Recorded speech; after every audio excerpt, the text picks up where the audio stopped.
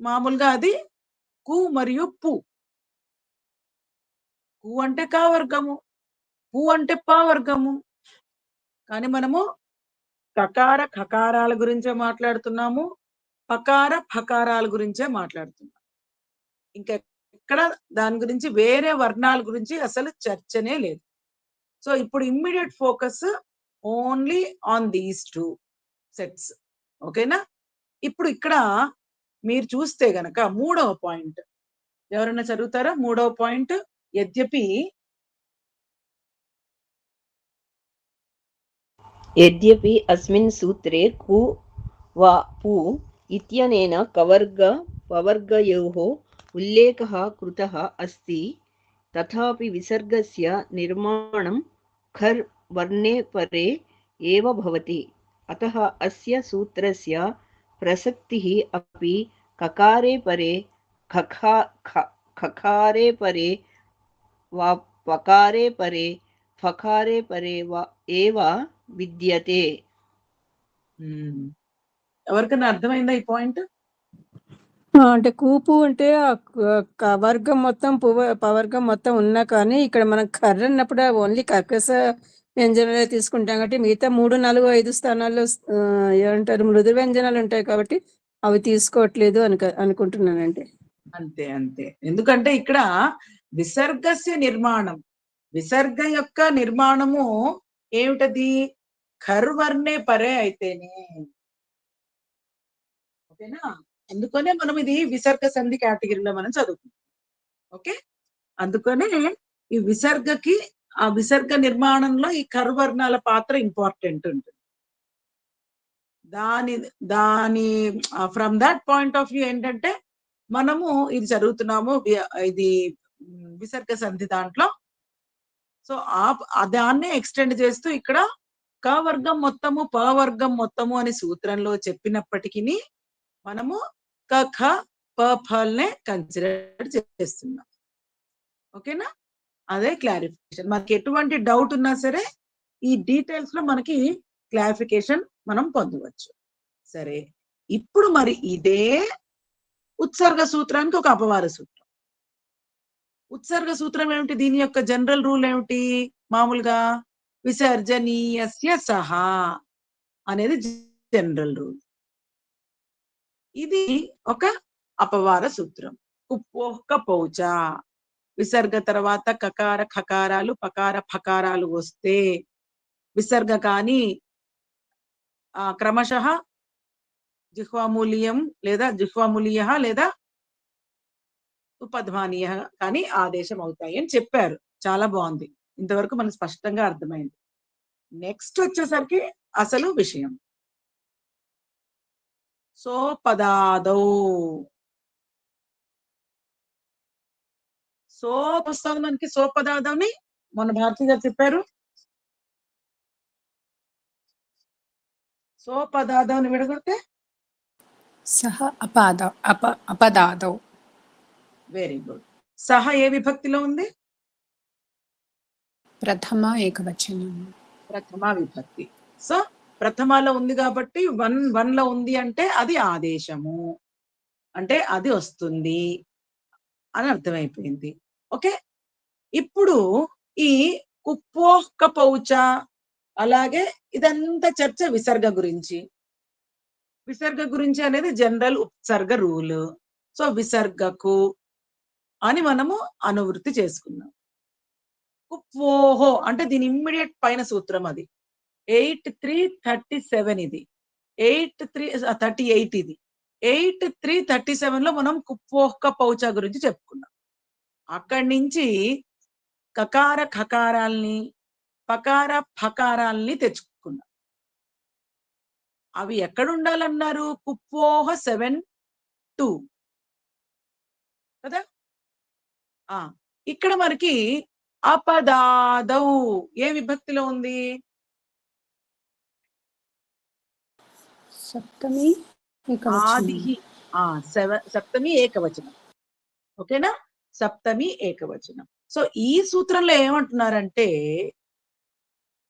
ఈ కకార పకారాలు అంటే కకార పకారాలు అంటే కకార ఖకారము పకార ఫకారము ఇవి పదము యొక్క ఆదిలో ఉండకూడదు. పదము అంటే ఏమిటి? సుప్తిగంతం పదం. సుప్పులన్న సుబంతాలని గాని తింగంతాలని గాని మనం పదాలు అంటాం. అవి అయ్యి ఉండకూడదు. ఈ సందర్భంలో ఆయన ఏం చెప్పారు? అపదము అంటే ఇక్కడ ఆయన ఎగ్జాంపుల్ ఆయన చెప్పింది ఏ ఉద్దేశంతో దాన్ని అపదము అన్నారు అంటే ప్రత్యయాలని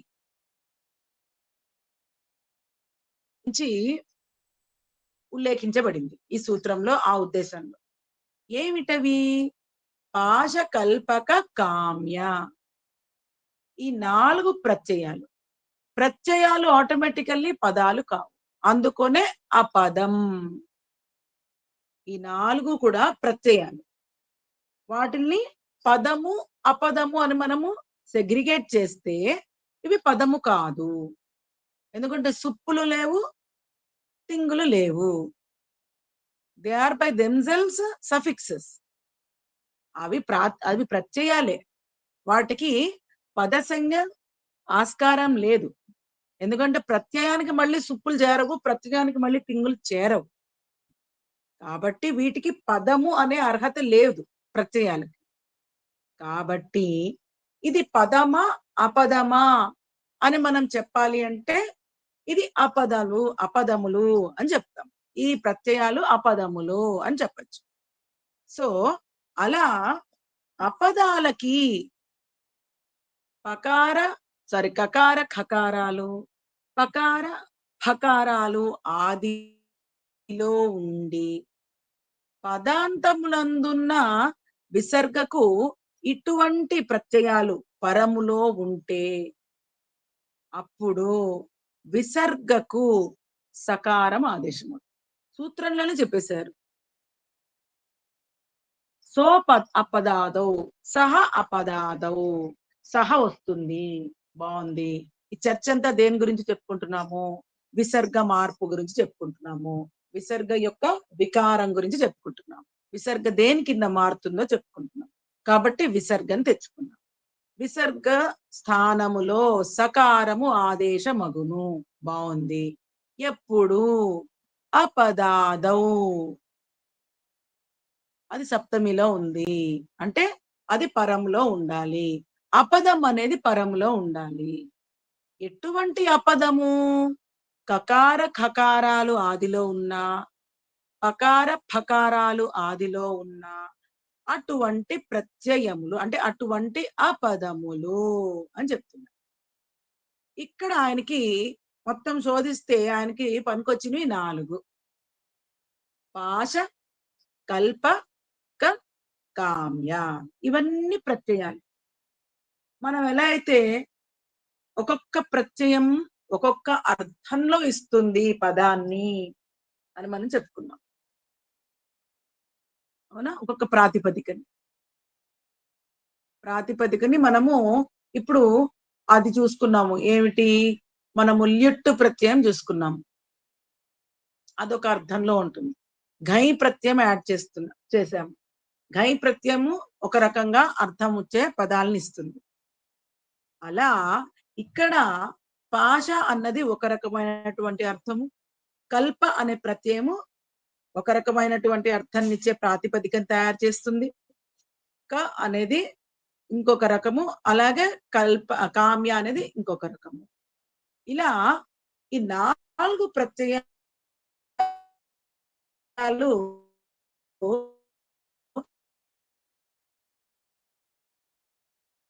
సో ఈ సూత్రంలో ఏం చెప్తున్నారు? విసర్గకి సకార ఆదేశ భవతి పరంతు కదా యదా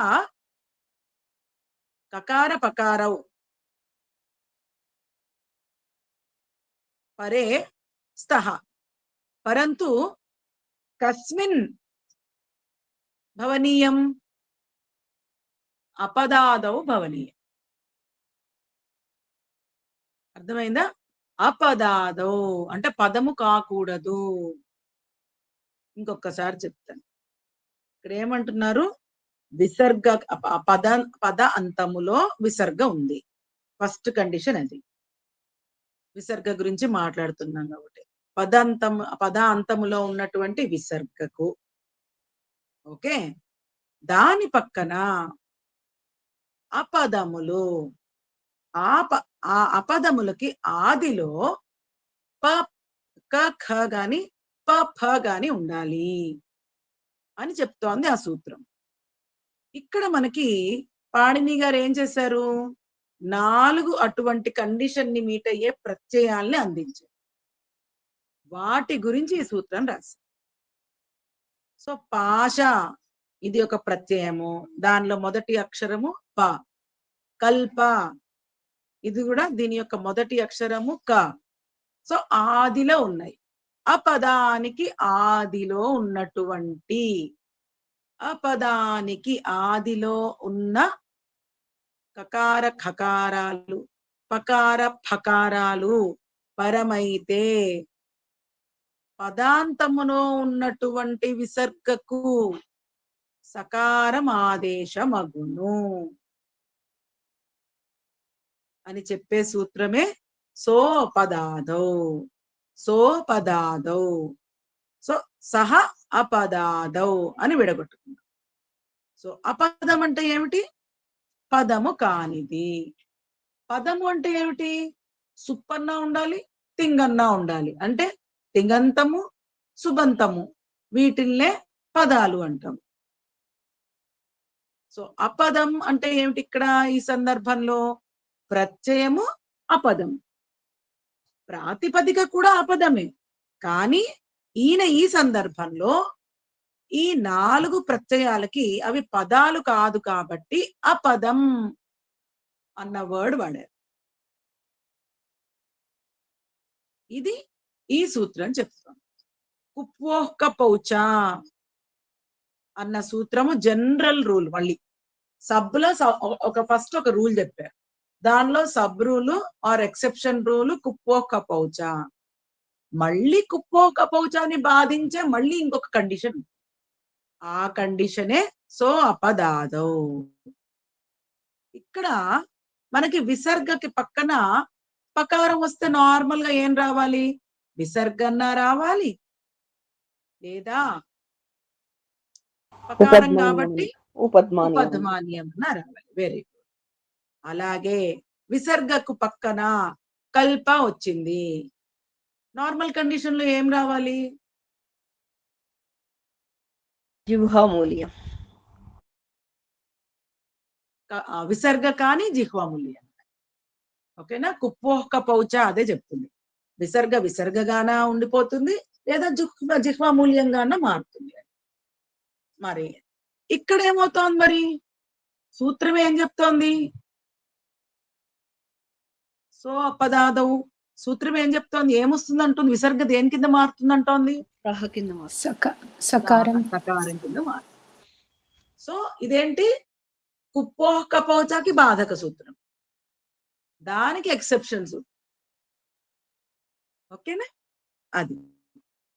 సో ఇక్కడ మనకి ఉదాహరణ, అపవాదానికి మళ్ళీ అపవాదం అంటే ఆటోమేటిక్ గా మళ్ళీ ఒరిజినల్ రూల్కి వెళ్ళిపోయింది, సకారమే ఆదేశమే కదా అలా.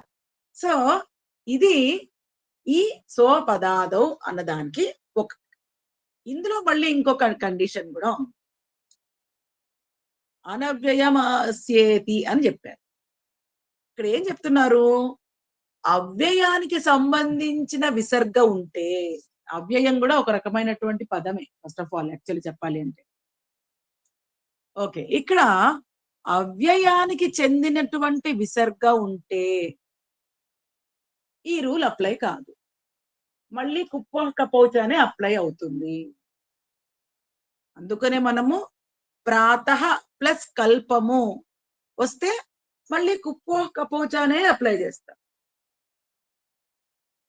ఈ రూల్ అప్లై అవ్వాలి అంటే అది అవ్యయము కానిదై ఉండాలి, అవ్యయము కాకూడదు, దానికి విసర్గ కూడా ఉండాలి అని చెప్తుంది.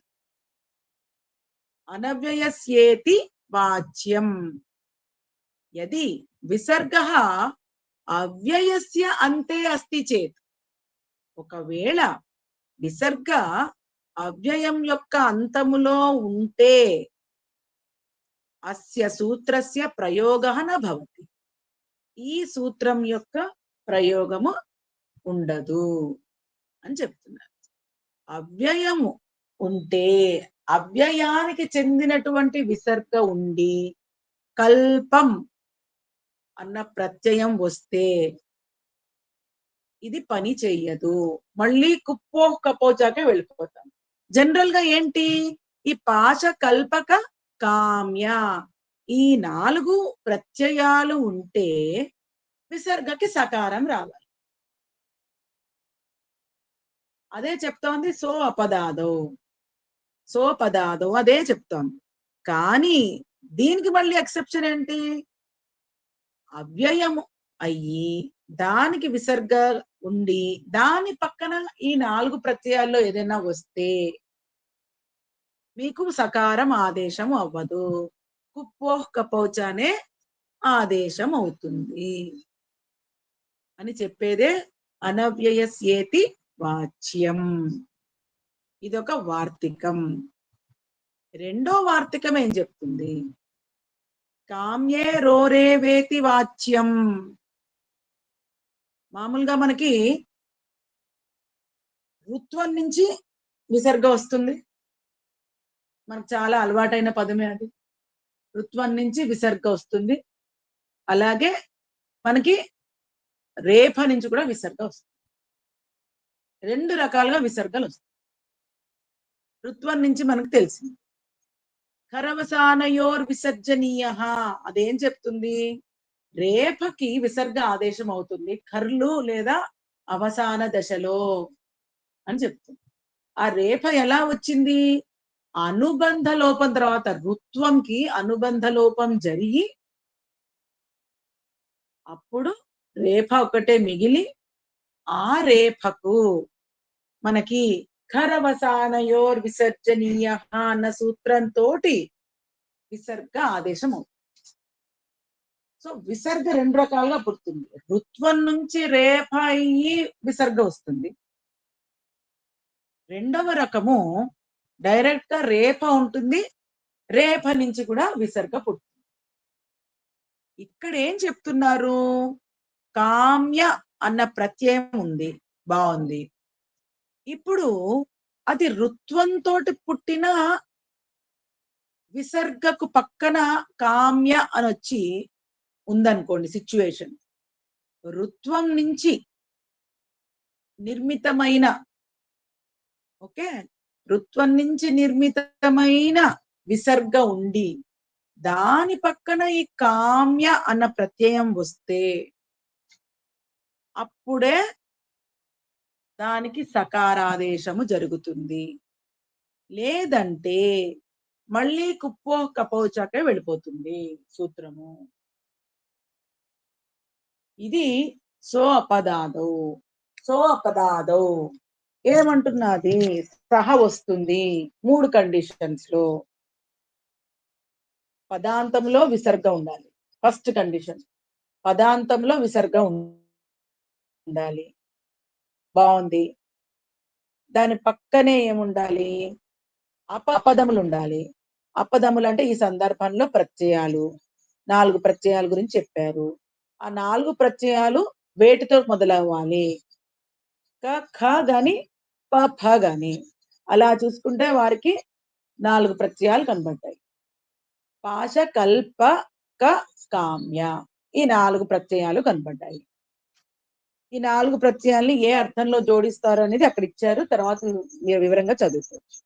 అప్పుడు ఏమవుతుంది, మామూలుగా విసర్గ తర్వాత కకార కకార ఖకారాలు పకార ఫకారాలు వస్తే కుప్పో కపౌచ అవ్వాలి. ఇక్కడ ఇది ఏం చెప్తుంది, సకారం ఆదేశం అవుతుంది ఈ 4 ప్రత్యయాలు ఉంటే అని చెప్తుంది. అది ఫస్ట్ కండిషన్. దానిదే ఎక్స్టెన్షన్ ఏమిటి, ఎక్స్క్లూజివ్ గా ఏం చెప్తున్నారు,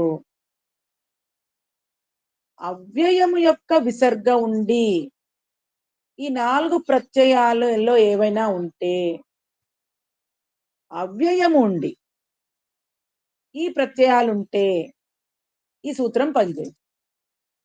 మళ్ళీ కుప్పో కపోచాకే వెళ్ళిపోవాలి. ప్రాతః అనేది అవ్యయం, ఉచ్చైహి అనేది అవ్యయం, అధః అనేది అవ్యయం. వీటన్నిటికీ ఏముంది? విసర్గ. ఆ విసర్గ ఉండి ఈ పాశ కల్పక కామ్య ఈ 4 ప్రత్యయాలు ఏమన్నా వస్తే ఏమైపోతుంది? ఈ సూత్రం పని చెయ్యదు.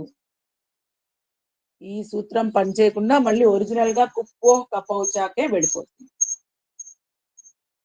ఈ సూత్రం పని చెయ్యాలంటే ఆ విసర్గ ఎటువంటిదై ఉండాలి?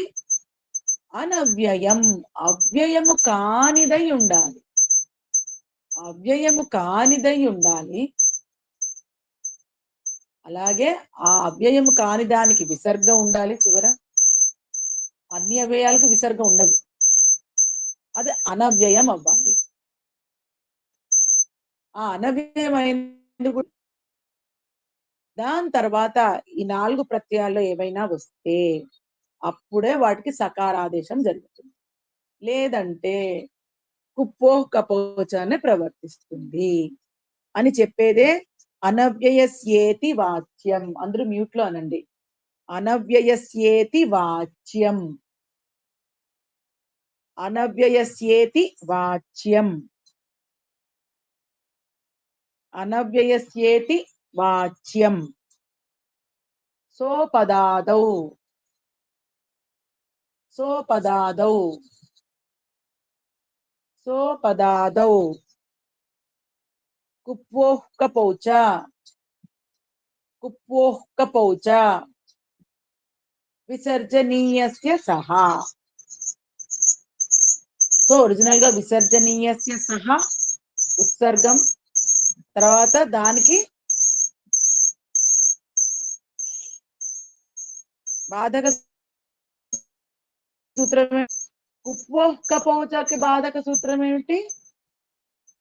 సోపదాదౌ. సోపదాదౌలో 3 కండిషన్స్ ఉన్నాయి. ఒకటి అవ్వాలి, దాని పక్కన అపదములు ఉండాలి.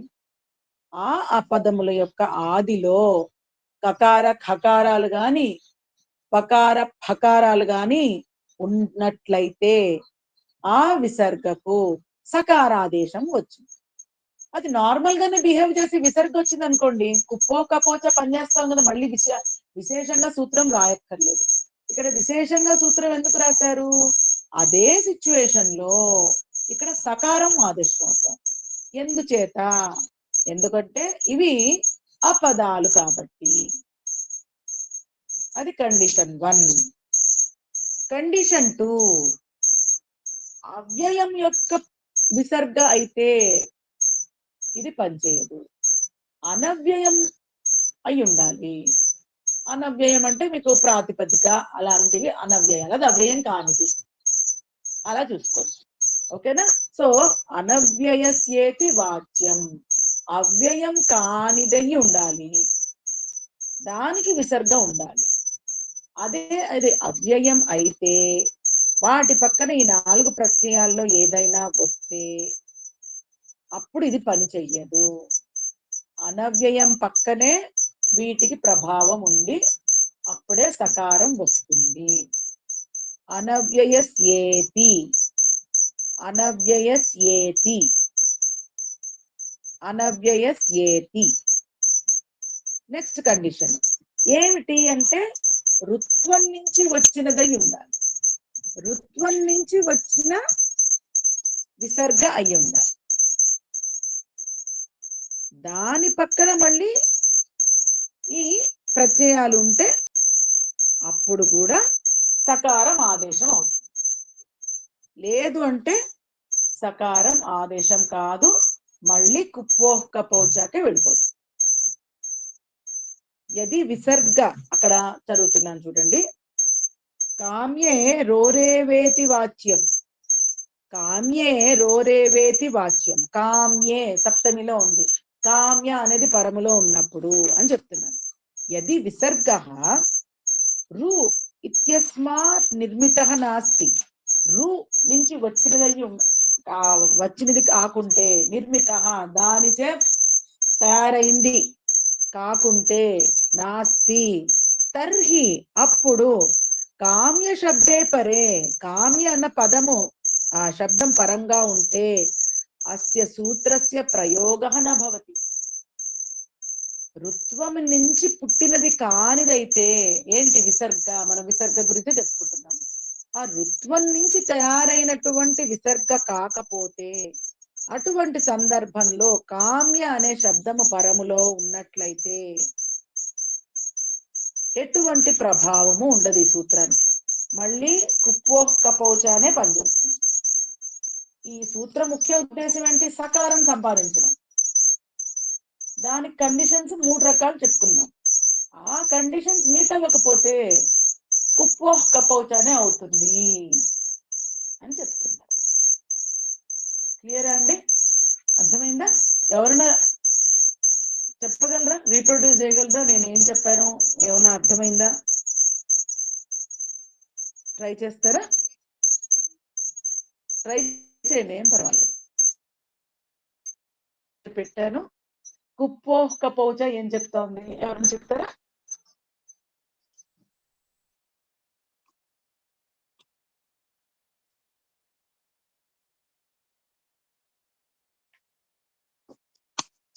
కుప్పోకపౌచ ఏం చెప్తోంది? విసర్గకి ఏం ఆదేశం అవుతుంది కుప్పోకపౌచలో? విసర్గ గాని ఉపధ్మాని విసర్గ కూడా, విసర్గ కానీ జిహ్వామూల్యము లేదా ఉపధ్మానీయం కానీ అవుతుంది. Very good. ఈ సూత్రం ఏం చెప్తుంది? సోపదాదో ఏం చెప్తోంది? ఈ కుప్పోకపౌచకి 3 ఎక్సెప్షన్స్ చెప్తుంది ఇది. ఏంటది? కొంచెం స్క్రీన్ కిందకి తెస్తారా? ఫస్ట్ దేమో అపదం అండి. పదం అంటే అది పదం కానిది ప్రత్యయం అవ్వాలి. పదం కానిది. ఈ సందర్భంలో పాణిని గారు ప్రత్యయాల గురించి అని చెప్పారు. ఓకే. అప్పుడు ఈ మామూలుగా దీనికి జింహమూల్యం అది వస్తుంది జనరల్ రూల్ గా, అంటే ఇదే యాక్చువల్లీ ఎక్సెప్షన్ టు ద ఇంకో రూల్ కి. కానీ ఈ దీనికి మళ్ళా 3 ఎక్సెప్షన్స్ అంటే ఈ పాచ ఏమంటారు పలకడం పౌచకి మళ్ళా 3 ఎక్సెప్షన్స్. అంటే ఇది మామూలుగా అయితే జింహమూల్యము ఉపధ్మానీయం రావాలి. అలా రాకుండా సకారం ఎప్పుడు వస్తుంది అని అన్న దానికి చెప్తున్నారు. అపదాద అన్నట్టు సహా అపదాద అన్నప్పుడు ఆ పదాలు కానివి అంటే ప్రత్యయాలు అయినప్పుడు ఈ 4 ఇచ్చారండి. ఏమిటంటే కామ్య, కల్ప, పాశ, అదే ఇదే ఆర్డర్ లో పాశ, కల్ప, కవర్ వర్ణం, పాశ, కల్ప, కామ్య ఇవన్నీ ప్రత్యయాలు. సింగిల్ అక్షరాలతో కూడా ఉంటాయి ప్రత్యయాలు. ఓకేనా? ఇవి వచ్చినప్పుడు సకారం వస్తుంది. మామూలుగా జింహమూల్యం అవి రాకుండా, అది ఒక ఎక్సెప్షన్. కానీ ఈ ఎక్సెప్షన్ ఆ విసర్గ ఎటువంటిది అయి ఉండాలి? పద అంతంలో ఉన్న విసర్గ. విసర్గ ఏంటి? పద అంతంలో ఉన్న పక్కన ప్రత్యయాలు. ఆ ప్రత్యయాలు దేంతో మొదలవ్వాలి? పాశ, కల్ప, ప్రత్యయాలు కకారాలతో గాని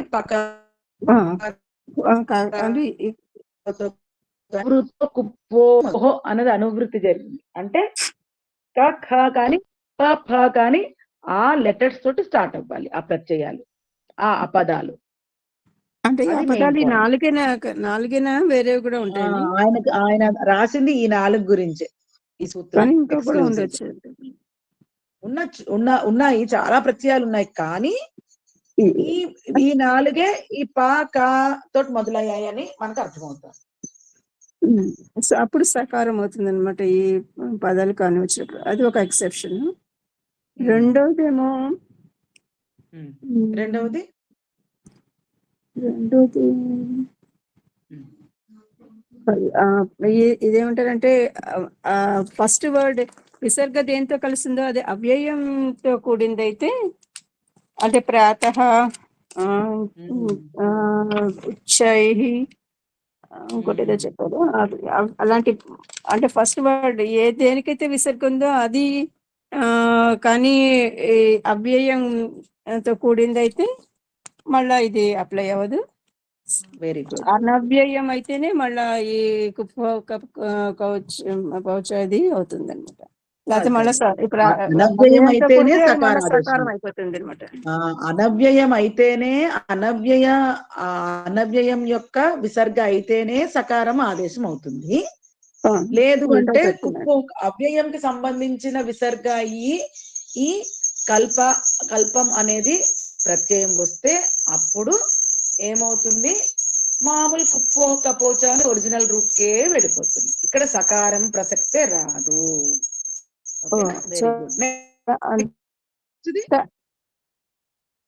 అవ్యయంతో ఉంటే అది సకారం రాదు. అనవ్యయం అయితేనే సకారం వస్తుంది. అది కానీ ఒకవేళ అవ్యయం అయితే మళ్ళా ఈ జింహమూల్యం ఇదే వస్తాయి అనమాట. రెండోది. మూడోది ఏమో ఋత్వంతో కూడిన వర్డ్, అది దానికి విసర్గ ఫామ్ అయినప్పుడు ఆ వర్డ్ అది ముందర స్టార్టింగ్ లో ఋత్వం నుంచి ఫామ్ అయినదైతే దాని పక్కన ఈ ప్రత్యయాలు గాని వస్తే కామ్య అనే ప్రత్యయం వస్తే కామ్య పాచ 4 ఉంది కదా, అది వస్తే అప్పుడు సకారం అవుతుంది. అది ఋత్వంతో కాకుండా మామూలుగా రేఫతో వచ్చిన వేరేలా వస్తే మాత్రం అది మళ్ళా జింహమూల్యం అది అదే వస్తుంది. ఇక్కడ చూడండి, కామ్య అని స్పెసిఫై చేశారు అంటే ఈ వార్తికం కేవలం కామ్య అన్న ప్రత్యయం గురించి రాశారు. కామ్య అని మెన్షన్ చేశారు.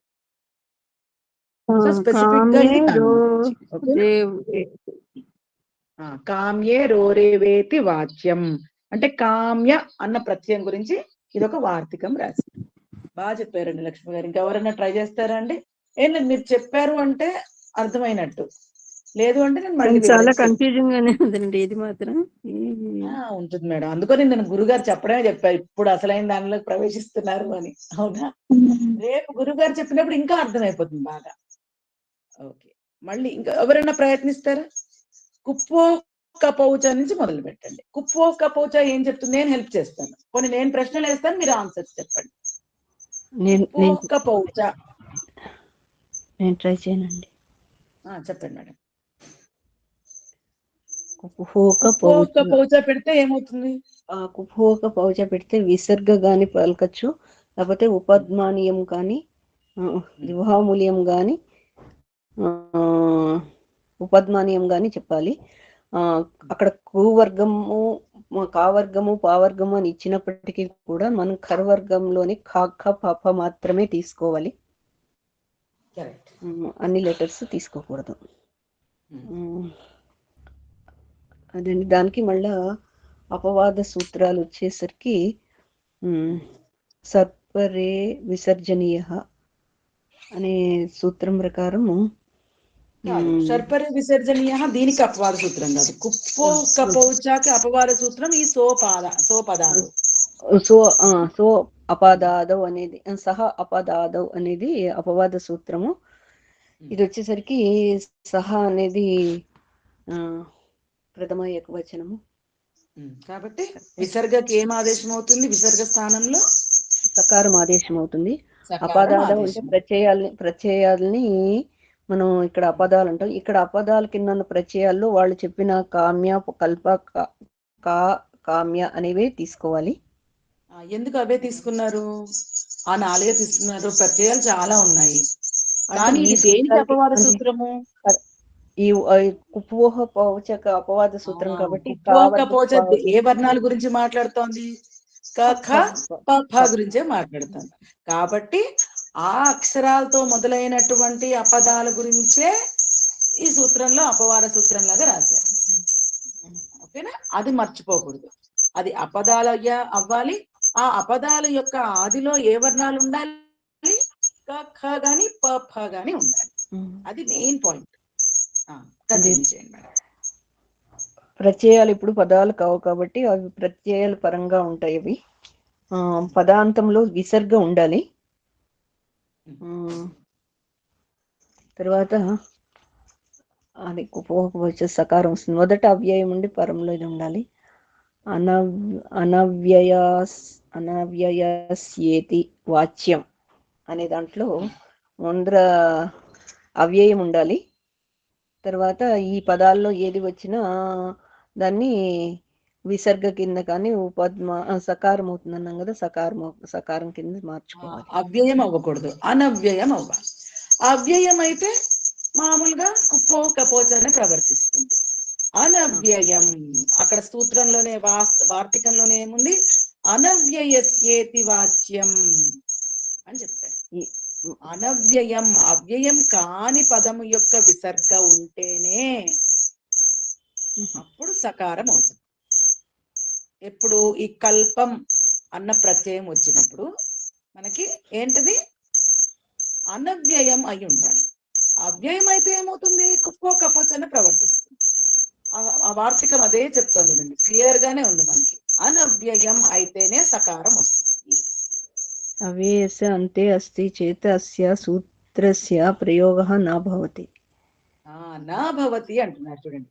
అవ్యయస్య అంతే అస్తి చేత్, అవ్యయం యొక్క అంతంలో ఆ విసర్గ ఉంటే, అక్కడే చెప్పేస్తున్నారు ఆ వార్తికంలో.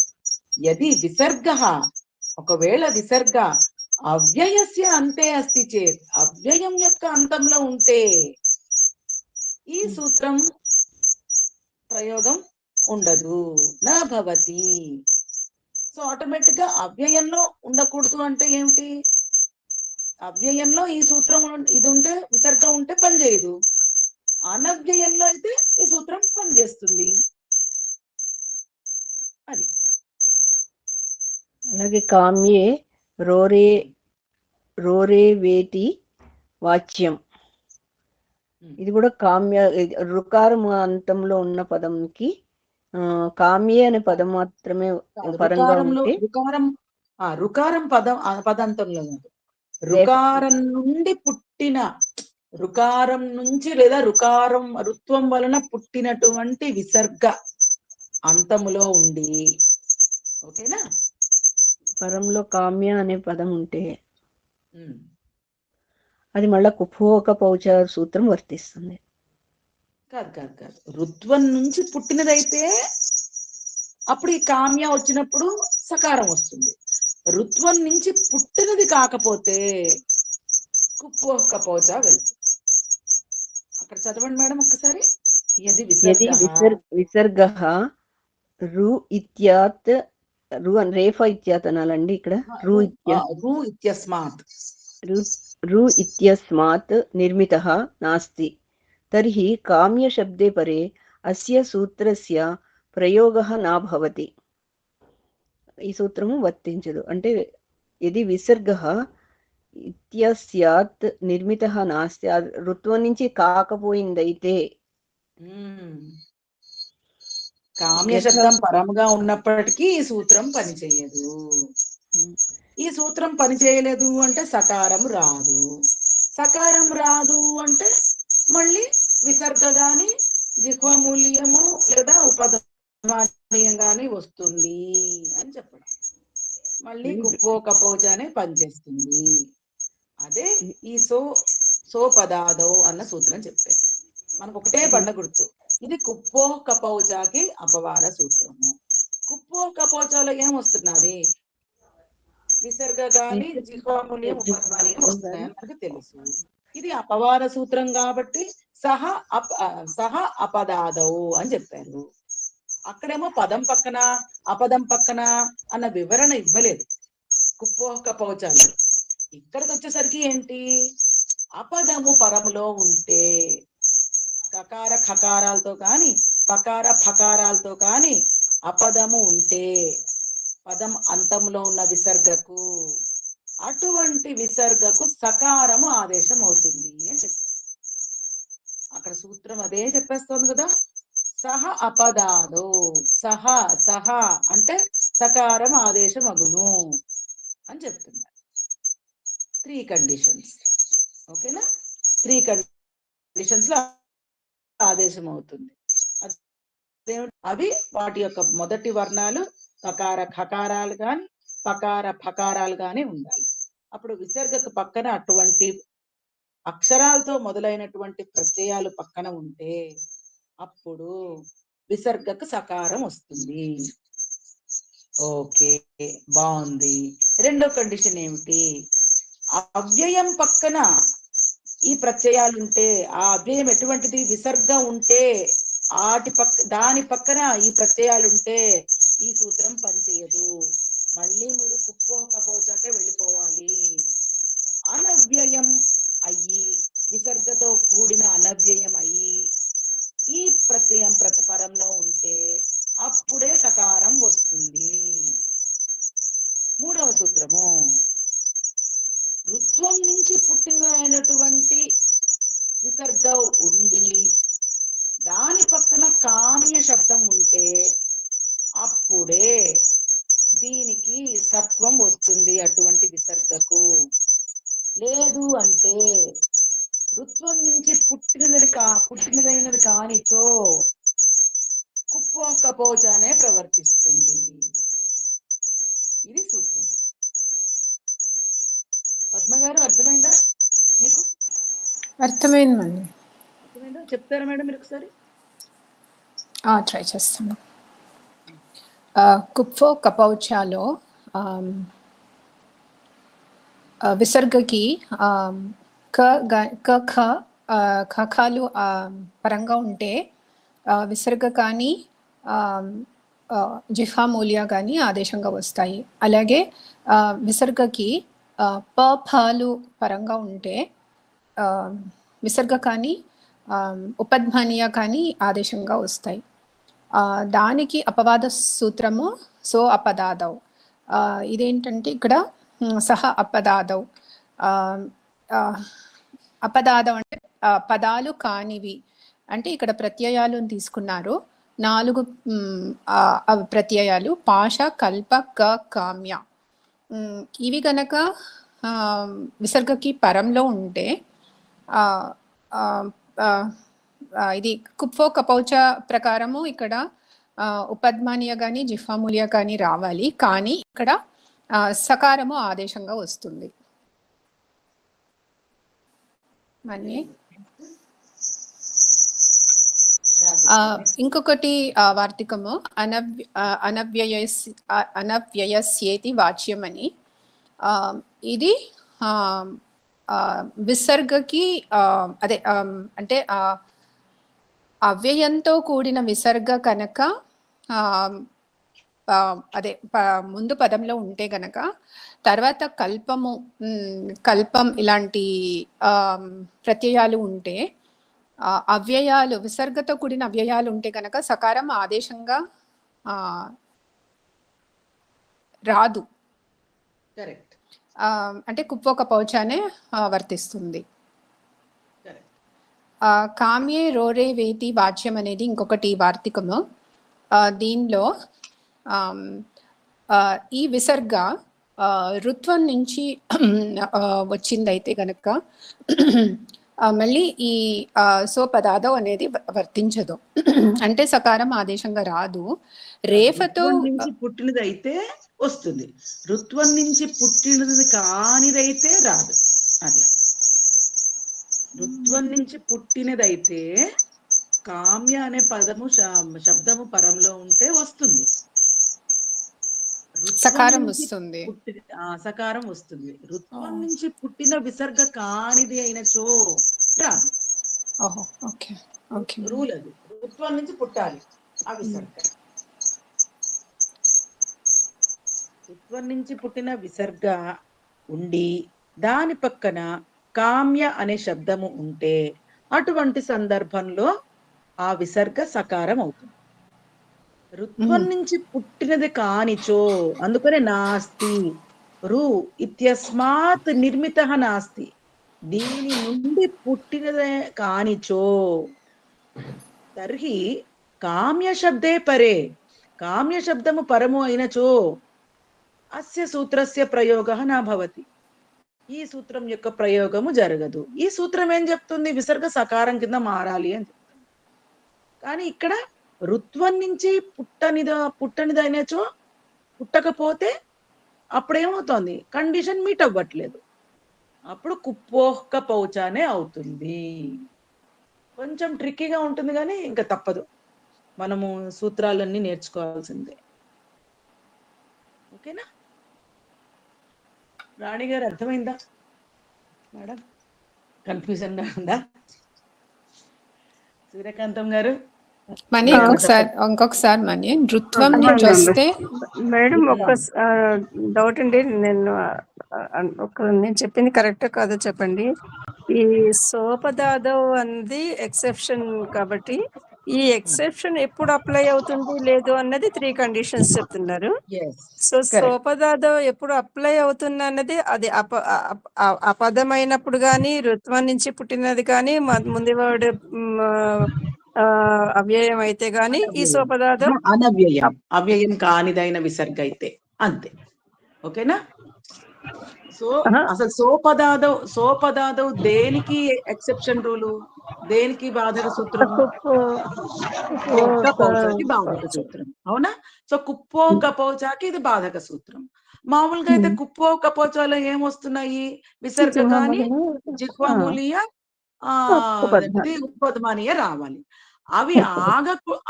అవి జరగకుండా ఏ కండిషన్స్ లో ఆ విసర్గకి ఇదే కండిషన్స్ లో సకారం వస్తుంది చెప్తున్నాడు. అక్కడ కూడా మీకు కుప్పో కపోచోలో కూడా అటువైపు విసర్గ ఉంది, యువతల వైపు కకార ఖకారాలు కానీ పకార ఫకారాలు కానీ ఉన్నాయి. కానీ ఆ సందర్భంలో అలా అవుతుంది. కానీ ఇక్కడ 3 సందర్భాల్లో అదే కాంబినేషన్ ఉంది. కానీ ఏమవుతోంది? అవి వేటికి చెందిందో అనేదే మార్పు ఉంది. ఇక్కడ ఈ పకార కకారాలు అపదాలకు చెందినటువంటివి. అందుకొనే అవతల విసర్గ ఉన్నా సరే సకారమే ఆదేశం అవుతుంది. దానివల్ల ఏమవుతోంది? కుప్పో కపోచాన్ని బాధించేసి ఈ సకారం వచ్చేసింది. అది ఫస్ట్ కండిషన్. రెండో కండిషన్ ఏంటి? మామూలుగా అయితే అవ్యయము విసర్గతో కూడినదయ్యి, ఓకేనా, అవ్యయం ఉండాలి, విసర్గతో కూడినదై ఉండాలి. దాని పక్కన కకార పకారాలు ఉంటే మామూలు కుప్పో కపోచానే పనిచేస్తుంది. అప్పుడు ఇంకా మళ్ళీ ఈ రూలు రాయడం ఎందుకు? ఈ రూల్ ఏం రాశారు? అనవ్యయంకి చెందిన విసర్గ, దాని పక్కన ఈ కల్పం అన్న ప్రత్యయం వచ్చినప్పుడు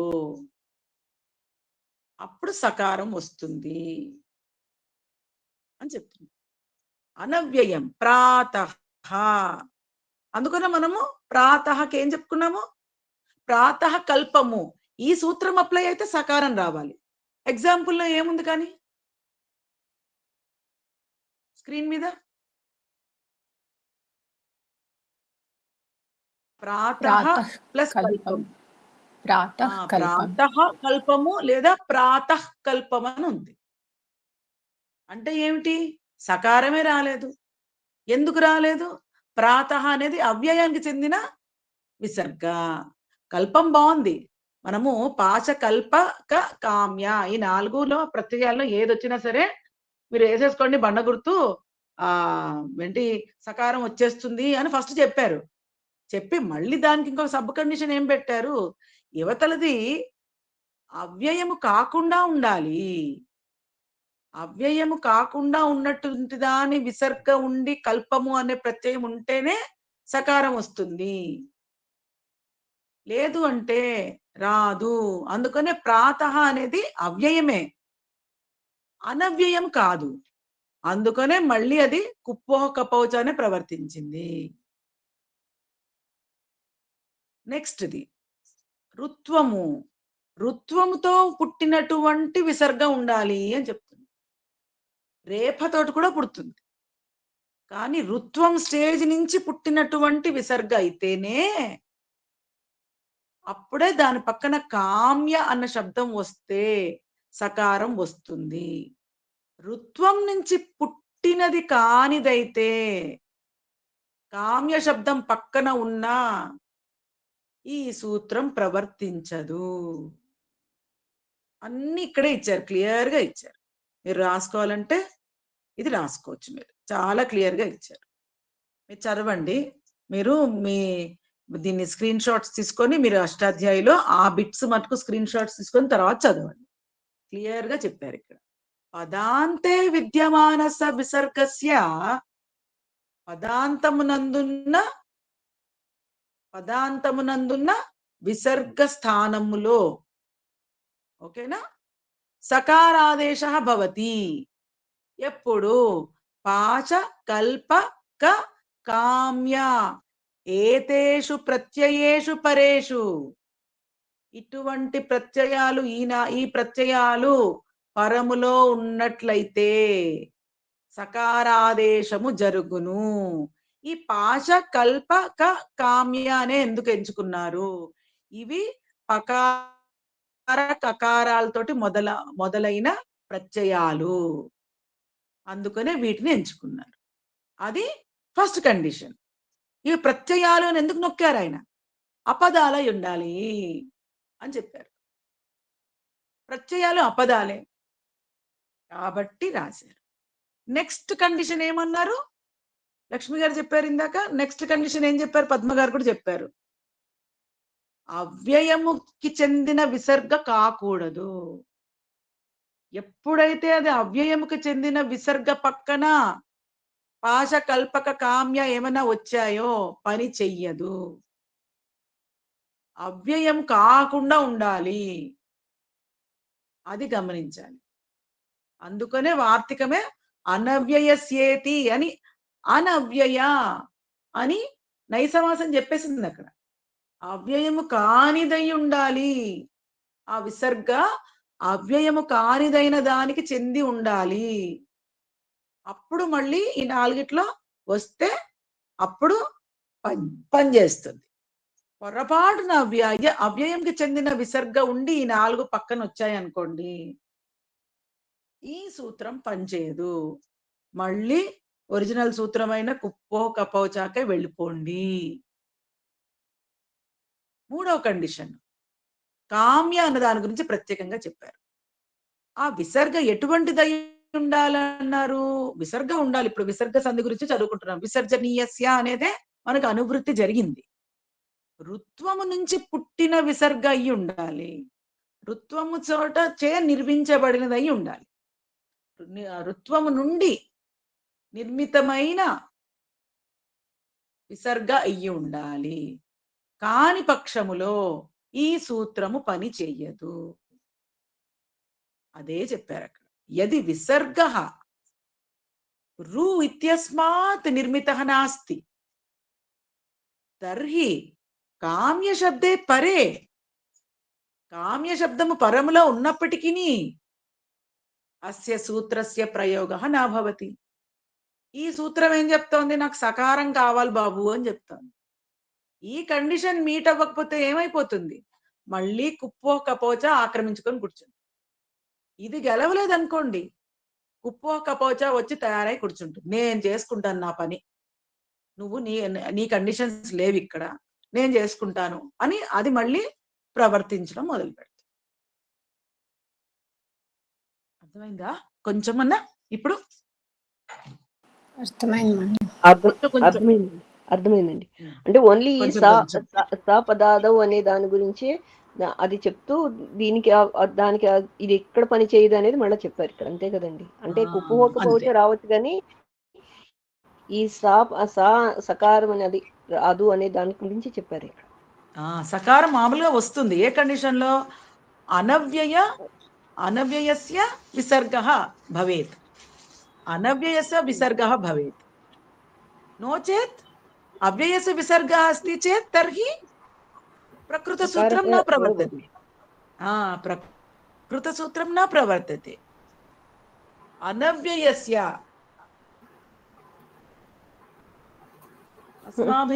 अस्माकं ఆ అవధానం తస్మిన్ పదే స్థాపనీయ. ఆ పదం ఇంపార్టెంట్. అనవ్యయం అని చెప్తున్నారు. అవ్యయం కానిదైన దాని యొక్క విసర్గ ఉంటేనే సకారం వస్తుంది, లేనిచో కుపోకపోచన ప్రవర్తిస్తుంది. కామ్యే రోరేవేతి అంటే రుత్వం నుంచి పుట్టినదైన విసర్గ అయితేనే ఈ సూత్రం పనిచేస్తుంది. రుత్వం నుంచి పుట్టలేదు, ఈ సూత్రం పనిచేయదు. అలా పెట్టుకోండి మీరు స్టాండర్డ్ గా. వార్తిక ఇది నుంచి చూస్తే పద విచ్ఛేదం ఎలా అండి? రోరే వే ఇతి రోరో వేతి రోరే వే రోరే వే ఇతి. రోహ అంటే అది నెక్స్ట్ ది షష్ఠి. నన్ను అంటే టైం దోకా ఇచ్చేసిందండి నాకు. నేను టైం చూసుకోవడంలో అయ్యో ఏం పొరపాటు చూసి చాలా పర్వాలేదు, నేను ఎట్లా రికార్డ్ చేశాను. ఏం పెద్ద ముందుకు ఏం వెళ్ళలేదు మేము, ఈ సూత్రం గురించే జరుగుతూ ఉన్నాము. ఆ తర్వాత ఈ ఇణహ షహ, ఇది చాలా ఈజీ. ఇదే కండిషన్ చెప్తోంది. పాశ కల్పక కామ్య ప్రత్యయాలే పక ఉండాలి పరంలో, దాని కంటిన్యూషన్ ఇది. అందుకని ఇది ఇప్పుడు నేను చెప్పాల్సిందే. ఇందాక సహ అపదాదవు గురించి చెప్పుకున్నాం, అందులో పాశ కల్పక కామ్య గురించి చెప్పుకున్నాం. దాని కంటిన్యూషనే ఇణహ షహ. అక్కడ ఏం చెప్పారు? పదాంత విసర్గ అన్న అవ్వాలి, అనవ్యయస్య విసర్గ అన్న అవ్వాలి, లేదా రుత్వం నుంచి పుట్టిన విసర్గ అన్న అవ్వాలి. అప్పుడే సకారం వస్తుంది విసర్గకు అని చెప్పుకున్నాం. ఇక్కడ ఏం చెప్తున్నారు? ఆ విసర్గ ఎటువంటిదై ఉండాలి? ఇన్ వర్ణాత్ పరస్య విసర్గ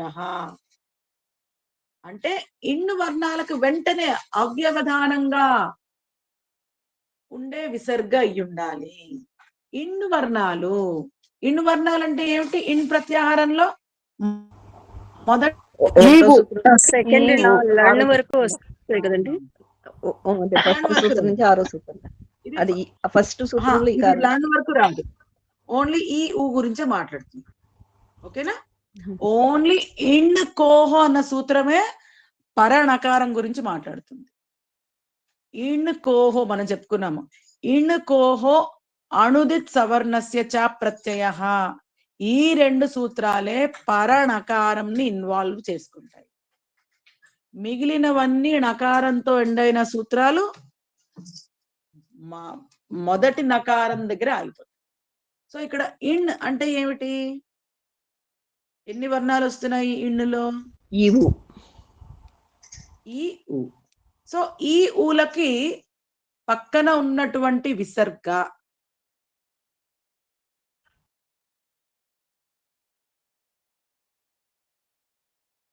అది ఒక కండిషను. ప్రత్యయాలు ఉన్నచో ఈ సందర్భంలో విసర్గ షకారం అవుతుంది అని. దానికి మళ్ళీ ఒక బాధక సూత్రం. అక్కడేమన్నాడు ఇందాక పాణిని గారు? ఏమన్నారు ఆయన? మీకు విసర్గ ఉండాలి, పద అంతంలో ఉన్న విసర్గ అని చెప్పేశారు అంతే. ఇంకొంచెం ముందుకెళ్ళి ఏమంటున్నారు? ఆ విసర్గకి పూర్వంలో ఏముండాలంటున్నారు? ఇన్ను వర్ణాలు ఉండాలి అంటున్నారు. అటువంటి ఇన్ను వర్ణాలు ఉన్న విసర్గకు మీరు పాశ కల్పక కామ్య పెట్టినచో ఆ విసర్గ షకారం, మూర్ధన్య షకారం అవుతుంది. ఇక్కడ ఎగ్జాంపుల్ చూడండి. పాశి, సర్పిహి ప్లస్ పాశం. ఏమైంది అక్కడ రిజల్ట్? స్క్రీన్ మీద కనబడుతోందా? కల్పం. చూసారా?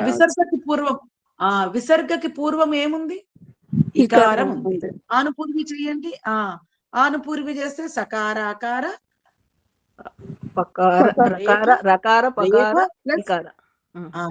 రేప ప్లస్ పకార ఇకార.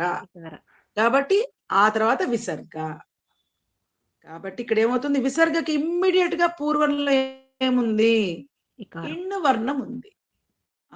ఇకారం కాని ఉకారం కాని ఉండాలి. అటువంటి సందర్భంలో సకారం రాదు, షకారం వస్తుంది. పాశకల్పక కామ్య ప్రత్యయాలు పరములో ఉంటే అని చెప్పేదే ఇనహ షహ. అందుకనే సర్పిహి ప్లస్ పాశము సర్పిష్ పాశం అయింది. అలాగే సర్పిహి ప్లస్ కల్పం ఏమైంది? సర్పిష్ సర్పిహి ప్లస్ కల్పం. సర్పిష్ కల్పం. ఇక్కడ చూడండి, షహ ప్రథమ విభక్తిలో ఉంది అంటే అది ఆదేశం అవుతుంది. విసర్గ ప్లేస్ లో ఆ షకారాన్ని పెట్టి మనము సంధి చెయ్యాలి, అంతే, ఇంకేమి లేదు. ఇవి ఇంపార్టెంట్వి. ఓకేనా? ఇంకా ఉన్నాయి గురుగారు, ఇవి కూడా చెప్తారు, కానీ మెయిన్ ఇది. మిగిలినవన్నీ కొంచెం స్ట్రైట్ వే. ఈ రెండు ఇంపార్టెంట్. సోపదాదో అక్కడ సకారం వస్తుంది. ఇనహ షహ ఇక్కడ షకారం వస్తుంది. రెండు సందర్భాల్లో ఏమిటి? పాశకల్పక కామ్యాలే ఉన్నాయి. భేదం ఏమిటి? అదే చెప్పారు. అక్కడ జనరల్ రూల్ చెప్పేశారు మళ్ళీ. ఏంటి? సోపదాదవులో పదాంతమునందున్న విసర్గ అని చెప్పారు. ఇంకొంచెం ముందుకెళ్ళి ఏం చెప్పారు? ఇన్ని వర్ణాలు పూర్వంలో ఉండాలి, అటువంటి విసర్గకు షకారం వస్తుంది. ఇన్ని వర్ణాలు కాకుండా వేరే వర్ణాలు ఉండి తర్వాత విసర్గ వస్తే పదాంతములో దాని పక్కన పాశకల్పక కామ్య అనే 4 ప్రత్యయాలు వస్తే అప్పుడు సకారమే ఆదేశం అగును అని చెప్పారు.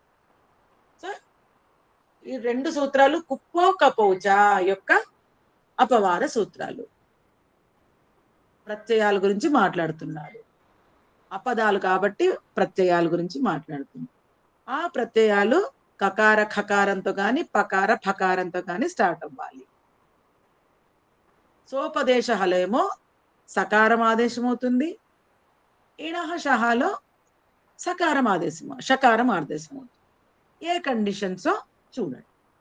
రేపు సండే కాబట్టి మీరు ఒకసారి చూసుకొని వస్తే క్లాస్ లో మనం కూడా కొంచెం కాన్ఫిడెంట్ గా ఆన్సర్ చేయొచ్చు. గురువు గారు ఒకసారి అర్థమైందా అంటే మనం కూడా చెప్పచ్చు.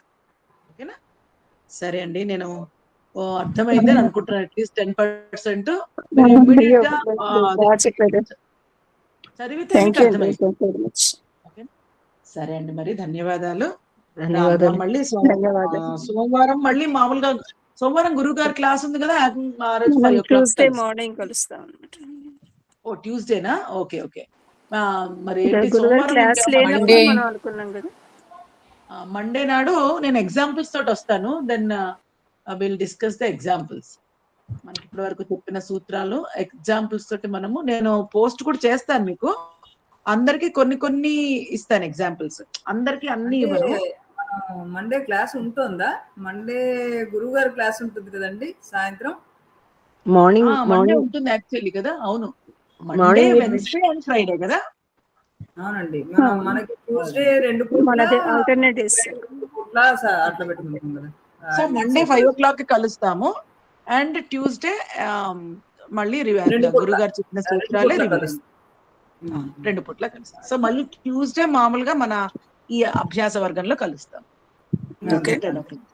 సరే అండి, ధన్యవాదాలు. ధన్యవాదాలు.